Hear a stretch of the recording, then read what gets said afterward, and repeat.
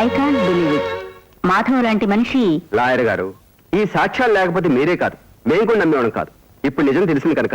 ఏది ఏమైనా నేను ఒకసారి మాధవ్తో మాట్లాడాను. వాడు ఇప్పుడు ఊళ్ళో లేడమ్మా. పట్టుబడకుండా హత్య చేశాం కదా అని పండుగ చేసుకోవడానికి బెంగళూరు వెళ్ళాడు. తిరిగి ఊళ్ళోకి వచ్చేటప్పటికి వాడికి పోలీసులు స్వాగతం చెబుతారు. మేజర్ గారు, ఇలాంటి విషయాల్లో నిర్ణయాలు తీసుకునేటప్పుడు తొందరపాటు పనికిరాదు. తొందరపాటు కాదు, ఇప్పటికే ఆలస్యమైంది. ఇక మీద మనం వేస్ట్ చేసే ప్రతి నిమిషం అతను ఎలిబిలు సృష్టించుకోవడానికి ఇచ్చే అవకాశమే అవుతుంది. మేజర్ గారు, నా మాట వినండి. మీ మాట వినటం వినకపోవటం కదమ్మా, కన్న కొడుకును పోగొట్టుకున్న తండ్రి ఆవేదనను కూడా మీరు అర్థం చేసుకో. Yes, I can understand. కానీ నాకు మీరు, రాజా, జ్యోతి, రాధా, మాధవ్ ఎవరూ పరాయి వాళ్ళు కాదు. మీ అందరి అనుబంధాలు తెలిసిందాన్ని. అందుకే అవి తెగిపోకూడదనే నా తాపత్రయం. నా తాపత్రయం కూడా లేనమ్మా. కానీ బంధాలకు అనుబంధాలకు అర్థం తెలియని ఆ దుర్మార్గుడు వాటిని ఎప్పుడూ తెంచేశాడు. నేను వాడి అంతు చూస్తాను. కానీ ముందుగా జ్యోతితో ఒకసారి మాట్లాడాలి.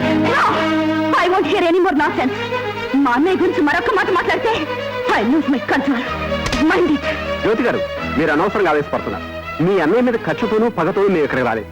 ఓ మంచి వ్యక్తిని దారుణంగా హత్య చేసే వాడి గురించి చెప్పడానికి వచ్చాం. చెప్పింది చాలగా ఇంకా నాకు నచ్చ చెప్పాలని చూస్తున్నారా? Don't try to convince me. Madhav అంటే ఎవరనుకున్నారు? నా కన్ను మాత్రమే కాదు, అమ్మా, నాన్న, దైవం అన్నీ కూడా. అవన్నీ నిజమే కావచ్చమ్మా. అంత మాత్రాన దోషి నిర్దోషి అనటం పొరపాటు. మామయ్య, మీరు కూడా అలా మాట్లాడకండి. పోయిన మనిషి ఈయనకి స్నేహితుడు, మీకు కొడుకు మాత్రమే కాదు. నేను ప్రేమించి పెళ్లి చేసుకుని బతుకుని పెంచుకుని నా భర్త నాకు దేవుడు. అలాంటి దేవుణ్ణి మా శ్రీశ్రీ తన ప్రాణం అనుకునే మా అన్నయ్య హత్య చేశాడంటే ఎలా నమ్మమంటారు మావయ్య? అక్క, నువ్వైనా వీళ్ళకి అర్థమయ్యేటట్టు చెప్పక. మా ఆయనకి కాస్త తలనొప్పి వచ్చినా, కొంచెం ఒళ్ళు వేడిగా ఉన్నా తట్టుకోలేకపోయేవాడు మా అన్నయ్య. ఆయన తోగుతూ భర్తగానే కాక ఒక ఆప్తమిత్రుడిగా భావించేవాడు. అలాంటి మా అన్నయ్య మీద ఇలాంటి నింద వేయడం అన్యాయం అని చెప్పాక. ఈ మాటలతో ఆవిడ్ని మమ్మల్ని ఒప్పించదు. కానీ సాక్ష్యాల మాట ఏమిటి? సాక్ష్యాలా? ఇలాంటి సాక్ష్యాలు ఎన్నైనా సృష్టించొచ్చా? అంత మాత్రం చేత మీరు చెప్పింది నిజమో కాదు, మా అన్నయ్య దోషి కాదు. వాదనలో పేరు పొందిందని నీతో వాదించడానికి కదమ్మా వాళ్ళు వచ్చింది. నిజాన్ని సాక్ష్యాలతో సహా నీకు చెప్పడానికి వచ్చింది. ఏ సాక్ష్యమైనా నా మనస్సాక్షి ముందు నిలబడదు మావయ్య. మా అన్నయ్య నిర్దోషం నాకు తెలుసు. కోర్టుకు కావాల్సింది మనస్సాక్షి కాదని లాయర్ అయిన నీకు ప్రత్యేకించి నేను చెప్పవలసిన అవసరం ఎదుర్కొంటా. మావయ్య, తొందరపడి ఏ నిర్ణయానికి రాకండి. మీకు దండం పెడతాను. కావాలంటే మా అన్నయ్య వచ్చి సాక్ష్యాలు చూపించి విషయం ఏదో కనుక్కుందాం. నేను దానికి ఒప్పుకోను. ఈ హత్యంత తెలివిగా ప్లాన్ చేసిన వాడు ఈ సాక్ష్యాల సంగతి ఏమాత్రం తెలిసినా కేసు కోర్టుకెళ్లేలోగా ఆధారం లేకుండా చేయగలరు. ఏదో స్వామి చెప్పినట్లు దొంగ చేతికి తాళం చేతులు ఇమ్మంటారా? Mister Giri, mind your tongue. నోటికొచ్చినట్టు మాట్లాడకండి. మీరని నా కట్టుకథల్ని సాక్ష్యాలుగా చిత్రీకరించడానికి ప్రయత్నించకండి. వాటిని నేనే కాదు, ఏ కోర్టు నమ్మదు. అంటే మీకు ప్రత్యక్ష సాక్షి కావాలంటారా? ఎవరైనా ఉన్నారంటారా, లేక అది తమరేనంటారా? నేనే ప్రత్యక్ష సాక్షినైనా మీరు మాధవరావు తోబుట్టు కదా, ఎలా నమ్ముతారు? ఆయన తోబుట్టుని కాకపోయినా నీ సాక్ష్యం మాత్రం నేను చేస్తే నమ్మను. హాస్పిటల్లో మా అన్నయ్య నీ బతుకు బట్టబయలు చేశాడన్న కక్షతో నువ్వు పనిన పన్నాగం ఇది. నువ్వు సృష్టించిన ఈ సాక్ష్యాలు, కాగితాలు అన్ని ఆ కుట్రలో ఒక భాగం మాత్రమే. I can prove it. Yes, I can prove it. దేవుళ్ళు అంట నేను వీళ్ళంత మాట్లాడుతుంటే నువ్వు కూడా నోరెత్తవేక. అయినా వీళ్ళ మాటలు నమ్మి నువ్వే రాగలిగావు. నేనొచ్చింది వీళ్ళ మాటలు నమ్మి కాదమ్మా, నిజాన్ని ప్రత్యక్షంగా చూసిన ఓ మనిషి మాటలు నమ్మి. ఆవిడనేది మేమనేది ఏమిటో నీకు ఇప్పుడే తెలుస్తుంది. గిరి, అతను ఎలా పిలు. బాబ్జీ,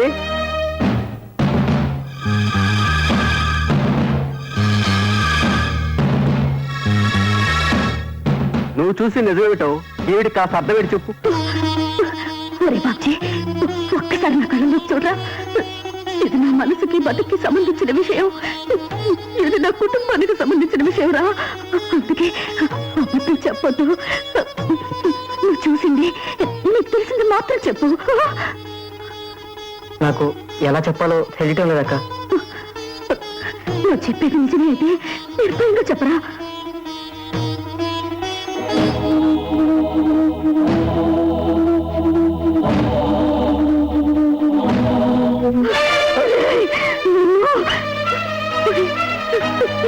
నువ్వు చెప్పింది నిజమేనా?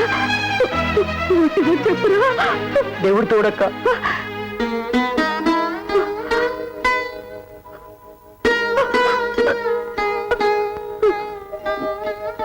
జ్యోతి, అతనికి నువ్వు తోడబుట్టిందానో గనక, నాకు కోడలివి గనక తెలిసింది నీకు చెప్పటం నా ధర్మం కాబట్టి చెప్పాను. ఇప్పటికీ నువ్వు నమ్మకపోతే నిన్ను నమ్మించాల్సిన అవసరం నాకేం లేదు. అసలు మా వాడు నిన్ను పెళ్లి చేసుకోవటం మీ అన్నయ్యకు ఏనాడు ఇష్టం లేదు. తప్పనిసరి ఒప్పుకున్నాడు. ఈనాడు అతని అవసరం కూడా కలిసి రావటంతో కావాలని నా కారును యాక్సిడెంట్ చేసి ఆ స్థానంలో తన కారును పెట్టి చాలా తెలివిగా ఈ మద్దతును ప్లాన్ చేశాడు. నీ జీవితంలోకి మరో వ్యక్తి అడుగుపెట్టి నీ చేయి అందుకోవచ్చు, నీకు అండగా ఉండొచ్చు. కానీ నాకు తలగొరుగు పెట్టడానికి మరో కొడుకు నాడు. నీ అన్న నువ్వు దైవంగా భావించి పూజించవచ్చు, కానీ నా కొడుకుని చెప్పిన ఆ దుర్మార్గుని మాత్రం నేను క్షమించను. గిరి, come on.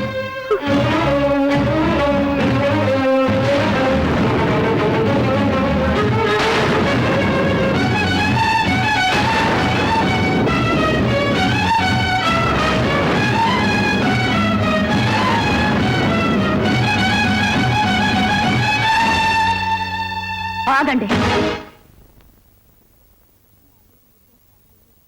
నా నుదుటి కుంకాన్ని, నుదుటి రాతను చెరిపేసిన మనిషి మా అన్నయ్యే కాదు, ఆ దేవుడైనా సరే నేను క్షమించను.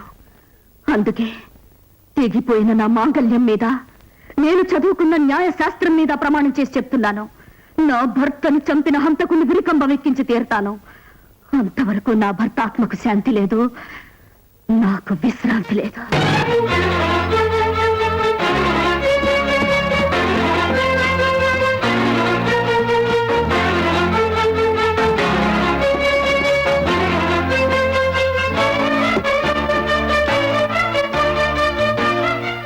ఏంటక్క బట్టలు సర్దుకుంటున్నావు? ఎక్కడికక్క?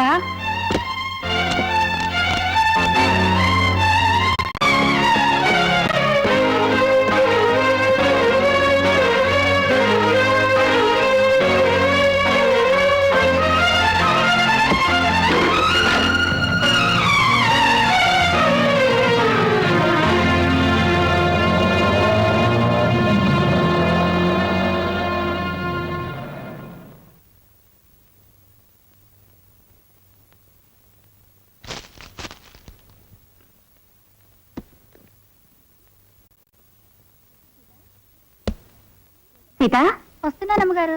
జ్యోతం వచ్చిందా? వచ్చారండి. రాగానే సూట్ కేసు తీసుకుని వెళ్ళిపోయారు. వెళ్ళిపోయారా? ఎక్కడికి? ఎక్కడికని అడిగితే చెప్పలేదండి.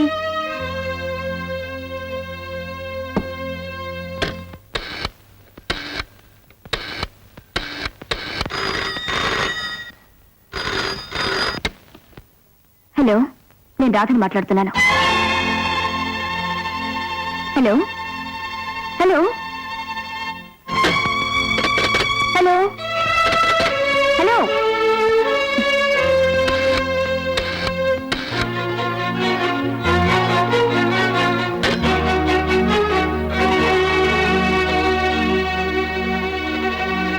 జ్యోతి, ఏమిటి అంత సడన్ గా వచ్చేసావు? మాట్లాడదేవి, ఒక మాటైనా చెప్పకుండా వచ్చేసేవి. ఎవరితో చెప్పాలి, ఎందుకు చెప్పాలి? పుట్టింటి నుంచి వచ్చే ఆడపిల్ల ఎవరితో చెప్పొస్తుందో నీకు తెలీదా? నా అన్న వాళ్లతోనూ, నాకున్న వాళ్లతోనూ చెప్పాలి. కానీ ఎవరు లేరనుకున్నప్పుడు ఎవరితో చెప్పాలి? జ్యోతి, ఏమిటి ఆ మాటలో? నిన్న అక్కడ తీసుకొచ్చింది మీ అన్నయ్య. కనీసం ఆయన వచ్చాక చెప్పిరావచ్చుగా. ఆప్యాయత, అనురాగం అనిపించేవాడు అన్నయ్య అవుతాడు గాని అడ్డమైన వాడు అన్నయ్య ఎందుకు అవుతాడు? అలాంటి వాడితో ఏమి చెప్పనక్కర్లేదు. జ్యోతి, బుద్ధి లేకుండా మాట్లాడుకో. కన్నవాళ్ళు ఎవరూ లేని నిన్ను చిన్నప్పటి నుంచి కళ్ళలో పెట్టుకుని చూసుకున్న మనిషిని, నీ ఆట పాట విద్య వివాహం అన్నిటికీ కారణమైన మనిషిని అంతంత మాట్లాంటావా? అసలు నీకేమొచ్చింది? నిజం తెలిసొచ్చింది. నీ భర్త అనుబంధం కంటే అవకాశం ముఖ్యం అనుకునేవాడని, తోబుట్టు సౌభాగ్యం కంటే తన స్వార్థం ఎక్కువ అనుకునేవాడని, నా పసుపు తాడు కంటే తన ఫారెన్ ప్రయాణమే ముఖ్యం అనుకునేవాడు. జ్యోతి, ఎందుకే ఎందుకేలా మాట్లాడుతున్నావు? ఎందుకో నీకు తెలీదా? నిజంగా తెలియకపోతే అతను వచ్చిన తర్వాత అడగవే, అప్పుడు అర్థం అవుతుంది. తనే నా భర్తను చంపిన హంతకుడని. జ్యోతి, ఆయన్ని హంతకుడు అంటున్నావా? దేవుళ్ళాంటి మనిషిని నీ మెళ్ళో 3 ముళ్ళు వేశాడు కనుక అతను నీకు దేవుడు కావచ్చు. కానీ నా గాజులు విరిచేసి, కుంకుమ చెరిపేసి, నా దేవుణ్ణి నాకు దూరం చేసిన అతను నా దృష్టిలో మనిషి కాడా? రాక్షసుడు. Shut up. Don't speak one more word about him. మరొక్కసారి ఆయన గురించి ఏమన్నా అన్నావంటే ఏం చేస్తావే? తన ఆయన ప్రాణం తీశాడు, నువ్వు నా ప్రాణం తీస్తావు, అంతేగా? జ్యోతి, పొరపాటు పడుతున్నావు. నీ అనుమానాలకు అర్థం లేదు, నీ అపనందలకు ఆధారం లేదు. కానీ నువ్వు అనొచ్చు, అనుకోవచ్చు, కానీ నేను నమ్మను. అసలు నేను రాజాని పెళ్లి చేసుకోవడం తనకిష్టం లేదు. నేను పట్టుపట్టడంతో ఏమీ చేయలేక మా పెళ్లికి ఒప్పుకున్నాడు. ఇప్పుడు ఫారెన్ వెళ్లే అవకాశం తను పొందాలనే దురాశతో మోసం చేసి ఆయన అంతం చేశాడు. ఊరి పిలిచి అడిగుంటే ఆ అవకాశం నీ భర్తకి ఇచ్చుండేవారు మా ఆయన. కానీ ఆయన దారుణంగా చంపేసి నా బతుకు చీకటి చేశాడు. ఆయన తోపుతూ కదా అని నువ్వే వాగుతున్నా ఇంతవరకు ఊరుకున్నాను. సాక్షి ఆధారం లేకుండా ఆయన్ని హంతకుడు అంటున్నందుకు నువ్వేం చేసిన పాపం లేదో. పాప పుణ్యాలు నిజానిజాలు కోర్టులో తేలతాయి. నేను చదివిన చదువుకి అర్థం ఉంటే, జరిగిన నా కుంకుమ బొట్టుకు పవిత్రత ఉంటే, నా భర్తను హత్య చేసిన మీ ఆయన మెడలో ఉరితాడు పడేటట్టు చేస్తాను. అలా చెయ్యలేకపోతే నా పేరు లాయర్ జ్యోతి రాజశేఖరే కాదు. ఆల్ రైట్, నువ్వు చదివిన న్యాయశాస్త్రమే నేను చదివాను. నువ్వు చెప్పే పవిత్రతే నా పసుపు కుంకాలకే ఉంది. అందుకే ఛాలెంజ్ చేసి చెప్తున్నాను, నిర్దోషి అయిన నా భర్త మెడలో నువ్వు వేయించాలనుకునే ఉరితాడుని ముక్కలు ముక్కలు చేసి నీ మొహాన విసిరి కొట్టకపోతే నా పేరు లాయర్ రాధామాధవే కాదు, మా ఇండియా.